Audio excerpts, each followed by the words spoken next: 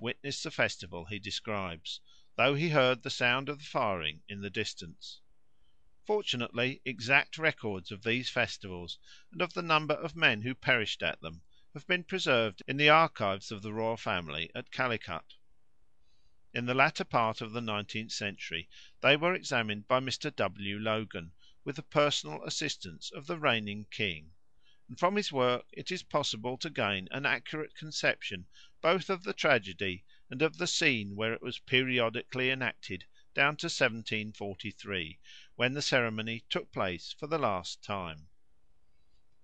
The festival at which the king of Calicut staked his crown and his life on the issue of battle was known as the Great Sacrifice. It fell every 12th year, when the planet Jupiter was in retrograde motion in the sign of the Crab, and it lasted 28 days, culminating at the time of the 8th lunar asterism in the month of Makaram.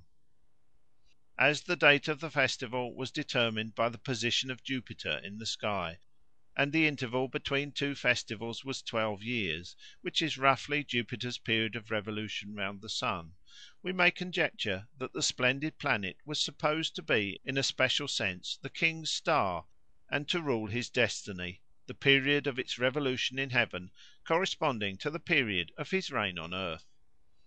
However that may be, the ceremony was observed with great pomp at the Tirunavayi temple on the north bank of the Ponnani river.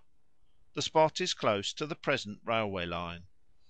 As the train rushes by you can just catch a glimpse of the temple, almost hidden behind a clump of trees on the river bank.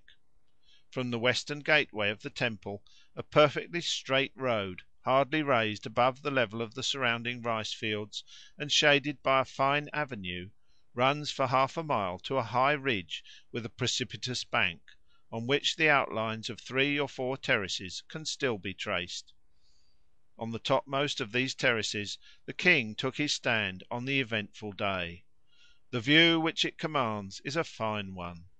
Across the flat expanse of the rice fields, with the broad placid river winding through them, the eye ranges eastward to the high table lands, their lower slopes embowered in woods, while afar off looms the great chain of the Western Ghats, and in the further distance the Nilgiris or Blue Mountains, hardly distinguishable from the azure of the sky above.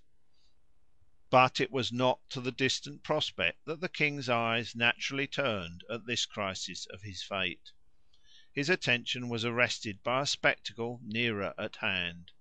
For all the plain below was alive with troops, their banners waving gaily in the sun, the white tents of their many camps standing sharply out against the green and gold of the rice fields. 40,000 fighting men or more were gathered there to defend the king. But if the plain swarmed with soldiers, the road that cuts across it from the temple to the king's stand was clear of them. Not a soul was stirring on it. Each side of the way was barred by palisades, and from the palisades on either hand a long hedge of spears, held by strong arms, projected into the empty road, their blades meeting in the middle and forming a glittering arch of steel. All was now ready. The king waved his sword. At the same moment a great chain of massy gold, enriched with bosses, was placed on an elephant at his side. That was the signal.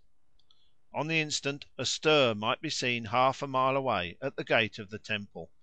A group of swordsmen, decked with flowers and smeared with ashes, has stepped out from the crowd. They have just partaken of their last meal on earth, and they now receive the last blessings and farewells of their friends. A moment more and they are coming down the lane of spears, hewing and stabbing right and left at the spearmen, winding and turning and writhing among the blades as if they had no bones in their bodies. It is all in vain. One after the other they fall, some nearer the king, some farther off, content to die, not for the shadow of a crown, but for the mere sake of approving their dauntless valour and swordsmanship to the world. On the last day of the festival the same magnificent display of gallantry, the same useless sacrifice of life, was repeated again and again. Yet perhaps no sacrifice is wholly useless, which proves that there are men who prefer honour to life. It is a singular custom in Bengal, says an old native historian of India, that there is little of hereditary descent in succession to the sovereignty. Whoever kills the king and succeeds in placing himself on that throne is immediately acknowledged as king. All the amirs, wazirs, soldiers, and peasants instantly obey and submit to him, and consider him as being as much their sovereign as they did their former prince, and obey his orders implicitly. The people of Bengal say, "We are faithful to the throne. Whoever fills the throne, we are obedient and true to it." A custom of the same sort formerly prevailed in the little kingdom of Passier, on the northern coast of Sumatra. The old Portuguese historian, de Barros, who informs us of it, remarks with surprise that no wise man would wish to be king of Passier, since the monarch was not allowed by his subjects to live long. From time to time a sort of fury seized the people, and they marched through the streets of the city chanting with loud voices the fatal words, "The king must die." When the king heard that song of death he knew that his hour had come. The man who struck the fatal blow was of the royal lineage, and as soon as he had done the deed of blood and seated himself on the throne he was regarded as the legitimate king, provided that he contrived to maintain his seat peaceably for a single day. This, however, the regicide did not always succeed in doing. When Fernão Peres d'Andrade, on a voyage to China, put in at Passier for a cargo of spices, two kings were massacred, and that in the most peaceable and orderly manner, without the smallest sign of tumult or sedition in the city, where everything went on in its usual course, as if the murder or execution of a king were a matter of everyday occurrence. Indeed, on one occasion three kings were raised to the dangerous elevation, and followed each other on the dusty road of death in a single day.